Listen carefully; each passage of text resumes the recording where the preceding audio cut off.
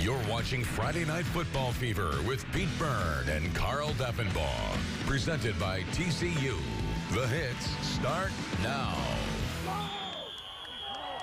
Good evening, everyone. Welcome to Friday Night Football Fever. Pete Byrne alongside Adam Derengowski. We're going to be joined by Carl Deffenbaugh a little bit later. He is covering the Fighting Irish this weekend. But first, we start with high school football. Final night of the regular season in Indiana. They saved the best for last. Yeah, definitely. The NIC title on the line here tonight. Penn has won 25 straight games in the NIC. Mishawaka, with a bit of a streak of their own, they have won 6 coming into the night, and at Freed Field, Penn would come out on fire. Tyler Carpenter gets the ball on a little dump-off screen, dodges several tacklers as he would take it 40 yards for the touchdown, 7-0 Kingsman. As that excites the crowd, Cedric Vakalahi would get the carry. Long name, long run. Cedric goes for 40 yards for the score. He would take it to the opposite corner as the Kingsmen would then lead 14-0. Kingsman now up 21-12, trying to burn some clock. Timothy Pletcher loses the football, and Mishawaka gains some new life with the recovery. As the Cavemen marching down the field, they decide to go through the air, but it's intercepted by Penn's Casey Smith. Penn would go on to win 21-12. Kingsmen win their 33rd NIC crown. I'm going to tell you what, in a game like this, there's no pregame pep talks or anything like that. I mean, if you're not ready to go in this game, you're probably not, your heart's not pumping, would be my guess. So, I mean, it's always been this way, and it's great atmosphere, 2 great teams battling out, and, you know, it's Northern Indiana Conference is well represented, and Coach Curtis's team is going to do well in the tournament, I know that. So the Kingsmen keep rolling. New life, of course, for Mishawaka next week in the playoffs. After a 1-5 start, South Bend Washington has very quietly won 2 in a row. Tonight, they close out the regular season against South Bend St. Joe.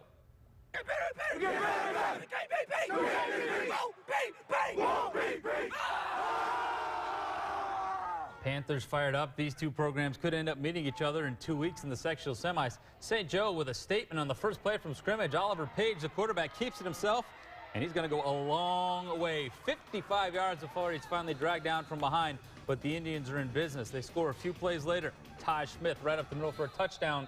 7-0 St. Joe. Washington would answer with a big play on special teams. The punt going to be fumbled by St. Joe, and Donald Swanson pounces on the football. So the Panthers have it with great field position, and they cash in. Tyler White finishing the drive with a short quarterback sneak. That would make it 7-6. But watch the extra point. Garrett Lukens into the backfield and blocks it. St. Joe would win a close one, 34-28. Washington gets Plymouth next week. St. Joe hosts Hobart. As Marion hosting Elkhart Central, and the Blue Blazers were excited tonight. It was close the whole way. Just before the half, they would give it to Joe Phillips. He would run it all the way down to the 1-yard line before he's wrapped up and brought down. That would set up Antoine Allen, who steps up to the line with just seconds remaining in the half. He'd reach out for the second effort, the touchdown that would tie it at 21. Close all the way. Marion would come back. A blocked extra point by Isaac Newsom is the difference. Marion winners 28-27. They would host Glenn next week. Central has a bye. All right, good win for the Knights. Nasty weather over at Clay Field tonight. A bit of this in the area tonight.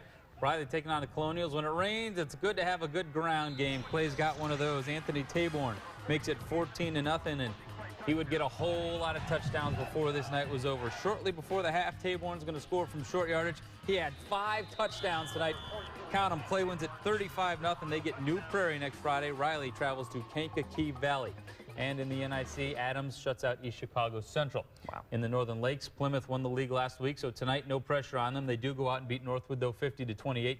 Wawasee beats Goshen. Northridge shuts out Memorial, and Warsaw edges Concord 24-21 in double overtime. In the NSC, senior night at Jimtown as the Jimmies were hosting the Triton Trojans. The Trojans, a heavy underdog in this game, but check out what happens on the very first play from scrimmage. This, by the way, the final night ever in Northern State Conference play. They hit the football. That's Cordell Keyser. We got a loose football, and Triton pounces on it. So they're going to try and cash in, but Jimtown's defense steps up. Marcus Schreiber picks off the pass. Jimtown's got the football, but they are backed way up on their own 4-yard line. So what do? You give it to Nick Olson, block for him, and then you watch him run. Look at that, 96 yards all the way for the touchdown. Jimtown rolls 47-0. As speaking of the Falcons, they would travel to Churubusco on a 3-game winning streak. First quarter scoreless, Busco's Adrian Springer takes it 56 yards on the run for the touchdown. That would make it 7-0. We'll speed it up for you. He's fast. 7-0. Yeah, Churubusco. As now 21-7 Busco. Final seconds of the first half. Fairfield, Sam Brown escapes a sack, and he would find Clay Bontrager in the end zone. 21-14 at the half. Busco would go on to win it, however, 35-20.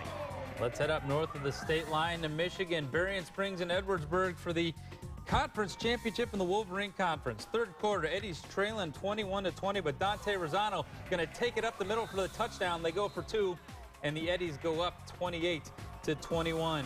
A little later, Rosano rolls out, and he's going to find Isaiah Miller, who goes untouched into the corner for the touchdown. Edwardsburg finishes strong. They win at 42-21, and congrats to the Eddies, the conference champs. Good to be an Eddie. If Niles wins tonight over Gold Lake, it would be qualified for the playoffs for the first time since 2002. I was 12, just for reference. Fourth down here, Gold Lake. Quarterback Seth Eldridge flips it to TJ Haas, who runs it 40 yards for the score. They would miss the extra point, so it would be 6-0 Gold Lake. Eldridge on the quarterback keeper this time, and he's going to feel a little pain here as David Kennedy will lay the lumber there. And on the very next play, TJ Haas would take it up the middle, bumps it to the outside for the score. That was 10 yards. They score the 2-point conversion. They'd go on to win it 24-19, spoiling Niles' hopes of making it to the playoffs this week. But they have another chance next week. Next Friday. Other winners tonight: Michigan, Mattawan over Lakeshore 12-10. St. Joe loses at Lakeville, and Brandywine beats New Buffalo 47-9 on a 3-touchdown night for our outstanding student athlete Marty Ward as he closes in on that team record. We've got to take a quick break, but when we come back tonight, Notre Dame has arrived in Tallahassee. We check in with Carl Deffenbaugh for a closer look at tomorrow night's showdown right after this.